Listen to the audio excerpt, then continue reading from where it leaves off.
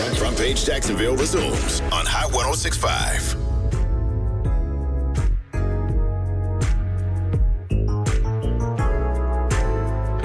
October is Domestic Violence Awareness Month. And joining me today is an overcomer of domestic violence. She's a native of Jacksonville, but she now lives out in California. Miss Sarina Renee, how are you this morning?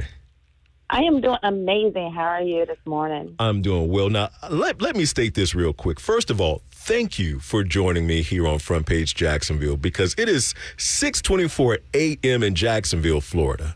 But it is 3:24 right now on the West Coast. Yes, sir. And you grinding, because if I'm not mistaken, not only are you doing this interview, but you're like on your way to work. Sister girl working. I have to present an award today for the HAFO Award. So it's a constant grind. You know, Hollywood is always on. So I'm here. Indeed. Well, thank you so much. Sarina is an actress. She's a media personality, and you are also a domestic abuse overcomer. Sarina, talk to us for a moment about just that journey for yourself of what happened, what exposed you to domestic violence. Well, what exposed me to domestic violence, let's talk about my childhood. I saw my mom get abused when she was, at a younger age. And I think I was about maybe 6. I was still in elementary school. And I used to always say, this would never happen to me. And like a lot of women, we always be like, yeah, this ain't never going to happen to me. And I never thought it would happen to me. So I ended up getting married. And, it started off when I got married as verbal, financial, mental. And those are things that we don't talk about. So I really didn't know I was getting abused, especially because, number one, my ex-husband not only was an athlete, but he was also an evangelist in a church. So, you'll have the elders of the church saying, oh, it's just the devil, and right. Things like that, or it's you two coming into one. No, that joker was just crazy.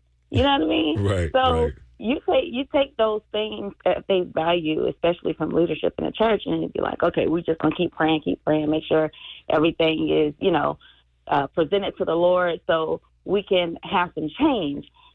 Change never happened. It got worse, So from there, from the mental, the verbal, the financial, it finally went to physical. And then that's when I was like, nah, we ain't about this life. Sure. So at that point, I was just like, I'm done. What was the if you recall, what was the amount of time that lapsed? So you mentioned it was stages: verbal, financial, mental, and then it transitioned to physical. What was that gap between the first forms of abuse that you were being exposed to before it culminated to the physical? Well, when we were dating, we only dated 6 months. I would never do that again. And I feel, again, it was the pressure of the church, because they were like, oh, it's better to marry than sin, which we wasn't even on that wave anyway. So we ended up getting married in 6 months. And after we got married, I want to say a couple of weeks, almost 1 month after we got married, that's when he turned into Dr. Haskell and Mr. Hyde. Like, you couldn't tell me that this was a whole different person that I was dating, right. Because people can, they can hide crazy in 6 months, right? Oh, absolutely. Yeah. So basically, it started off with controlling. Oh, you can't, I don't want you being on social media. We have to have the same page. Oh, I don't want you doing this. You have to run stuff by me first. I'm your husband, so you can't do this. You can't do that, And I'm like, what? Hold on. I ain't signed up for none of this. Right. And then from there, it went from financial abuse. So I've always been a boss. I always had my own thing going. I always been an entrepreneur. And before we got married, he was like, I don't want you to work. I want to take care of you. Now, I've been working since I was 16. So when somebody tell you they just want to take care of you and that's your husband, sure. Why not? You kind of relaxing that a little bit. Absolutely. Listen, let me relax in my femininity. You know what I mean? So I was like, okay, cool. But I'm still not that type of person.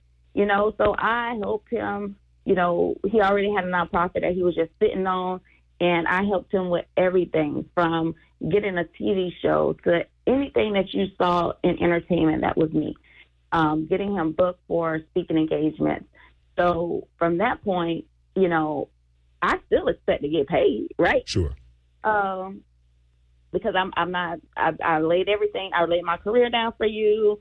I'm not getting money like I used to. So I expect you to, you know, break me off with something. And that didn't happen. So when I went to him and I was like, hey, you know, you going to put me on payroll? This joker said, oh, I don't feel like I should put you on payroll because I'm taking care of everything in the house. And I'm like, what? Where they do that at? Sure. So it started to become very hard for me because you have this independent woman that was in her late 20s, mid-20s, late 20s, that never asked for anything. Now I have to go to my husband and say, hey, can I have money for this? Can I have money for that? That kind of broke me. It broke me down to my lowest because it was like basic necessities that I needed. I had to ask him. And if he's mad at me, he'll say no. I remember one time we ended up moving to Tampa because when we met in Jacksonville. And then we ended up moving into Tampa, and I remember we got in an argument over something really small, and I had to go to the grocery store that day. So this joker was like, listen, I'm not going to give you no money to go grocery shopping. I'm like, you know, that's not only affecting me, it's going to affect you too, right? Right. He didn't care. I had to end up calling my dad because I ain't have no family at the time in Tampa. So I had to end up calling my dad and ask him for grocery money because my husband would not give me grocery money. That was so embarrassing to me. Wow. You know, so. You're listening to Front Page Jacksonville. I'm Octavius Davis. On the line right now is our guest, Sarina Renee. She is a domestic violence abuse overcomer. October is National Domestic Violence Awareness Month.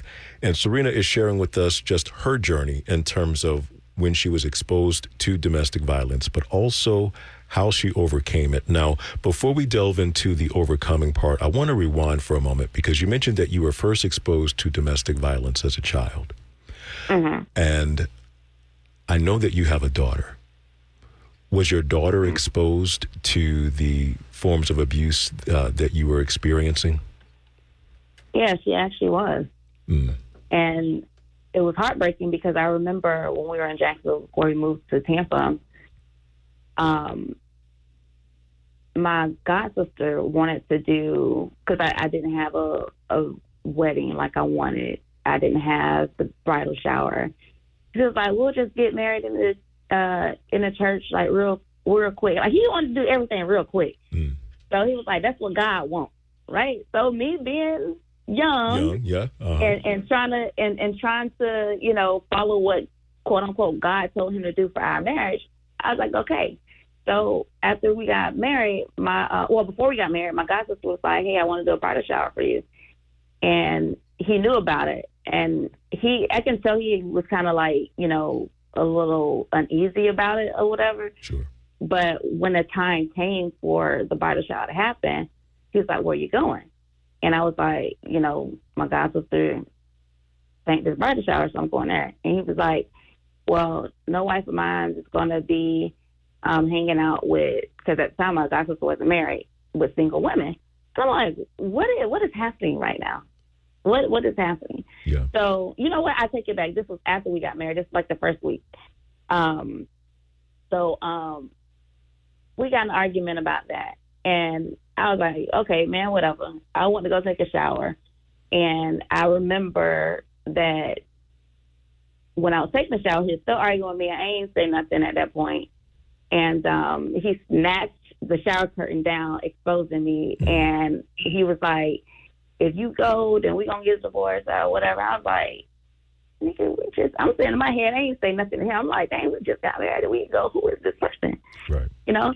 And I ain't say nothing. I just got out the shower, you know, started getting dressed. He kept going. Then I went to my daughter's room to go get her because at this point, I don't even want to go to the bridal shower no more. I'm just trying to escape because clearly this dude is crazy. So he followed me in my daughter's room. And I'm getting her, some clothes gathered or whatever. And he followed me from her room all the way to the living room. And when he followed me in the living room, he got in my face like he was about to hit me. And my daughter has never been exposed to that at that point. She's never been exposed to violence. She was really green to the streets because I never raised her like that. So when she saw him coming towards me, like, she screamed to the top of her lungs, and I can still hear it to this day. And she was like, Jesus! And I kind of grabbed her and, kind of pushed her out the way because I didn't know if he was trying to come at me, and I didn't want her to be in a crossfire. Right. So that was her first time experiencing that. And then from there... Was her reaction enough to stop him from doing what he was intending to do? Yeah. Okay. So after that, I still was trying to get out the house. I had the backpack and everything. Next thing you know, I'm going to the door to leave with me and my daughter. He's sitting on the floor crying. Please don't leave me. I apologize. That's just the enemy trying to break us up. And so my daughter, again, she was really little at the time. She was in elementary school. She was like, Mom, let's not leave. Dad's crying. And that's not really her dad, but that's what she called him. Sure. And she was like, Dad's crying. And I was like, and I looked at him. I was like, what you're not going to do is you're not going to play on my daughter's emotions. I told him to move or I called the police, and he moved out the way. And that's when I didn't even go to the bridal shower stuff. I just went to my cousin's house, a cousin that he didn't even know. So he couldn't find me. Sure. And, that was the first incident.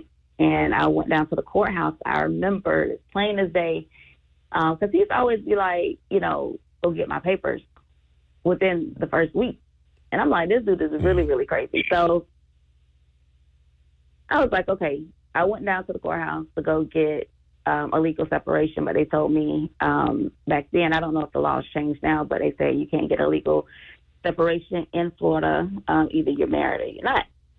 So I sent him a picture, being petty, and I was like, listen, I'm here. And he was like, oh, so you're going to break up our household, and we ain't even been married for a month. And I'm like, what is happening right now? How long were the two of you married? 5 years. 5 years total. And so what you mentioned when things transitioned, it became physical, that you finally made the decision to leave. Mm-hmm. What was that process like for you? Was it after that first incident you immediately removed yourself and moved forward with the divorce, or were there stages of finding the confidence to leave that you had to navigate? It was stages because, again, like I said, I was young, and I haven't seen a successful marriage, so I didn't know what was what. I knew it didn't feel right. And what he did, because he's an evangelist, is he had his friends call me from the church. It was like, y'all need to go to marriage counseling because you two are trying to come into one. You come from a different environment, and you guys are clashing. So that's the only reason why I stayed as long as I did, right? Because of that. When it got physical is when we went to Tampa, and that was on our 5th year in 2017. And at that point, I was just like, I'm done. So it was actually stages. Sure. It was like, we got married in Jacksonville. We was in Jacksonville for maybe 4 months. Then we moved to Tampa. Actually, was it like 4 months? I think it was a little longer than that. Sure. Then we moved to Tampa. Tampa is where he played his best ball, in NFL or whatever. So he knew a lot of people, had a lot of connections. And again, I didn't have any friends out there. So he, at some point, tried to isolate me. Every person I tried to be friend, he was like, oh, they got a horse spirit. Everybody had a horse spirit. Right. Well, so the whole isolation type situation, it was very interesting. So it was definitely stages to the madness. Well, and let's shift gears for a moment, because you did find the courage to leave. You overcame. You're still overcoming. Talk with us very briefly about Sarina Renee today. Now that you've left and you've been able to rebuild your life, what's everything that you're involved in? Well, let's back up just a little bit as to why I left. So, I remember when God had me not talk about, but he had me reading about Joseph and just studying it. I didn't understand why, because I'm like, Lord, you got me in this situation. Like, can I leave? I'm ready to go. Yeah. I mean, I know this ain't a you, right? So he's just like, I got you. I'm like, I don't even see how you got me at this point, you know? So the following month, we end up moving to one of the wealthiest places in Tampa, downtown. And I remember that my ex-husband, he got a hip replacement surgery. And he was just so mean. And I was just like, what is happening with this guy? So he was able to, move around after a certain amount of time. And I had to take my daughter to her field trip. My car was down, so I asked him, can I use his car? So he was like, I'm gonna go with you. But I felt in my spirit that something wasn't right. So I was like, all right. So he came with me. He starting an argument out of nowhere or whatever. Long story short, that argument ended up leading him putting his hands on me when we got home. So I ended up calling the police. The police came. The backstory is my ex-husband had a program in the jail system in Tampa, so he was well connected with the sheriff's office, the local politicians and things like that, which is one thing that he told me that he learned when he was locked up is how to dominate a city, is to make sure that you have the sheriffs on lock, make sure you have local politicians. So they came, got my statement, seen the scars on my back and everything, right? So next thing you know, because I went downstairs to meet them, they went upstairs.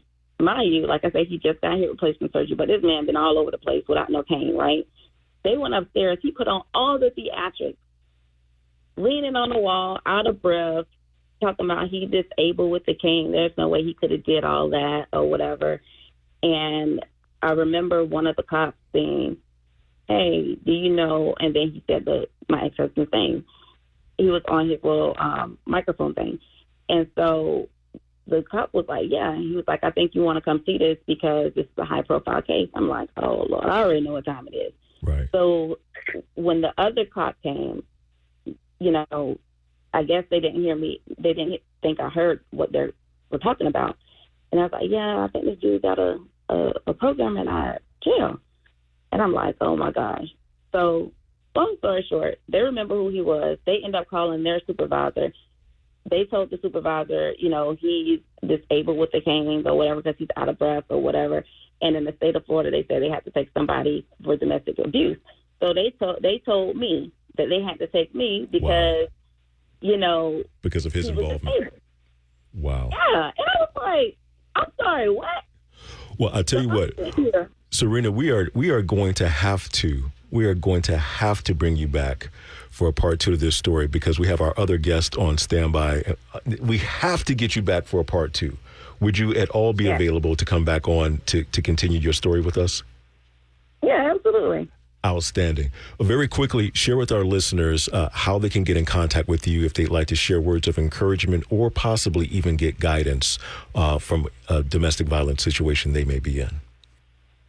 Yeah, so you can actually follow me on Instagram at Sarina, Sarina _813. That handle again is Sarina, Sarina _813.